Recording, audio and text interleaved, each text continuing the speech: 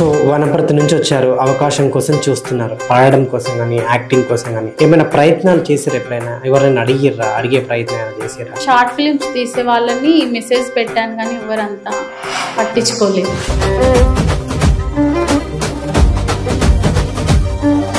ప్రతి ఒక్కరికి కూడా అంటే స్ట్రగుల్స్ అనేది కామన్ గా ఉంటాయి. అటువంటి స్ట్రగుల్స్ ఏమైనా ఫేస్ చేసారా? నాన్న లేడు, క్యాన్సర్ తో చనిపోయింది. 1 year బ్యాక్ చనిపోయింది. ఒక నెల రోజులలోనే చనిపోయింది.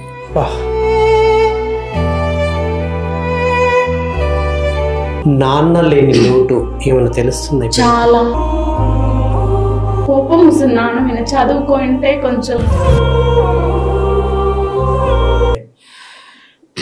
సో ప్రతి ఒక్కరికి కూడా అంటే స్ట్రగుల్స్ అనేది కామన్ గా ఉంటాయి. సో మరి మీరు అటువంటి స్ట్రగుల్స్ ఏమైనా ఫేస్ చేసారా? మీకు అంటే కష్టాలు నష్టాలు అందరికీ ఉంటాయి కదా. సో చిన్నతనంలో కానీ పెళ్లి చేసుకున్నా కానీ సో ఎటువంటి కష్టాలు ఎదురైనా మీకు?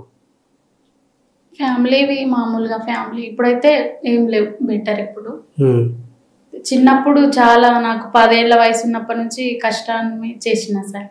ఎటువంటి కష్టాలు ఎదురైనాయి అంటే చిన్నతనంలోనే స్కూల్ టైంలో స్కూల్ మానిపించి అక్క పిల్లలను చూసుకోవడానికి పంపించింది నాన్న. అక్క బావ పనికి వెళ్తే 4 పిల్లలని, నాకు అప్పుడు 9 ఏళ్ళు ఉంటాయి అనుకుంటా, ఆ వయసులోనే 4 పిల్లలని చూసుకొని మళ్ళీ అక్క వచ్చే వరకు ఇంట్లో పనులు చేసి అది అయిపోయినాక మళ్ళా అమ్మ వాళ్ళు ఇల్లు కట్టుకునేటప్పుడు మేస్త్రీలకు మాలను తీయడం కానీ, అసలు ఒక్క బయట నుంచి ఒక కూలి మనిషిని పెట్టకుండా అమ్మ నాన్న నేనే కష్టపడినాం, ఇల్లు కట్టినాం. నిచ్చెన మీద మాలు గంపల మాలు ఎత్తుకొని నిచ్చెన మీదకి ఎక్కి అందించిన, మేస్త్రీలకు మాలు అందించిన. తర్వాత మళ్ళీ ఇంకా కూలి పని అంటే ఇంకా అట్లనే స్టార్ట్ అయినాయి. ఇంకా నాకు పెళ్ళి అయ్యేంత వరకు ఇంకా అవే పనులు చేస్తూనే ఉన్నా. పుట్టింట్లో ఎప్పుడు సుఖం లేదు నాకు, ఎప్పుడు సుఖం లేదు. ఓకే. సో మరి చదువుకుంటా అని చెప్పలేదా మీ వాళ్ళతో? అంటే చదివారు? నేను 1 సంవత్సరం వెళ్ళినా, ఫస్ట్ క్లాస్ వేసిండ్రు, పాప మంచిగా దబదబ నేర్చుకుంటుంది, ఫాస్ట్ గా ఉందని. సెకండ్ క్లాస్ వేసిండ్రు, మళ్ళీ 1 వారం తర్వాత 3rd క్లాస్ వేసిండ్రు. ఇంకా అదే లాస్ట్ అయింది. తర్వాత ఓలే. అక్క పిల్లలు పెద్దగైనాక తర్వాత పోతా అని చెప్పినా నేను. మళ్ళీ స్కూల్కి వెళ్తా అంటే ఇన్ని రోజులు ఓలేదు కదా, ఇప్పుడు పోతే కొడతారని బెదిరించిండ్రు నాన్న వాళ్ళు. బెదిరించి ఇంకా ఈ పనులే చేపించిండ్రు. అట్లా చెప్పిండ్రు, బెదిరించిండ్రు, కొడతారు, ఇన్ని రోజులు పోయలేవు కదా. అక్క చదువుకున్నది, చిన్నక్క. ఆమెకు కాలు కొంచెం హ్యాండిక్యాప్ ఉంది, ఆమె ఒక్క చదువుకున్నది. అన్న 9th క్లాస్లోనే ఆపేసింది, అన్న కూడా పనిచేసి. సో అమ్మ నాన్న మొత్తం వ్యవసాయమే? వ్యవసాయమే. ఓకే. సో ఉన్నారా అమ్మ నాన్న? నాన్న లేడు, ఏమైంది? క్యాన్సర్ తో చనిపోయింది. 1 year బ్యాక్ చనిపోయింది. అయ్యో, మరి ట్రీట్మెంట్ ఇవ్వలేదా? అంటే ఇంకా చూపించింది కానీ ఇంకా ఏమో అట్లా చనిపోయింది సార్. మొత్తానికి 1 నెల రోజులలోనే చనిపోయింది. అంతవరకు బాగానే ఉండే. 1 నెల రోజులలోనే 3 సార్లు బ్లడ్ వాంతింగ్ చేసుకొని 3సారికో చనిపోయింది. నాన్న లేని లోటు ఏమైనా తెలుస్తుంది? చాలా. ఎట్లా? నాన్నతోనే ఇంకా మొత్తం ప్రపంచమే అయిపోయింది అన్నట్లు అయిపోయింది. గుర్తొస్తాడా నాన్న? చాలా. ఏమనిపిస్తుంది ఇప్పుడు నాన్న లేడు కదా?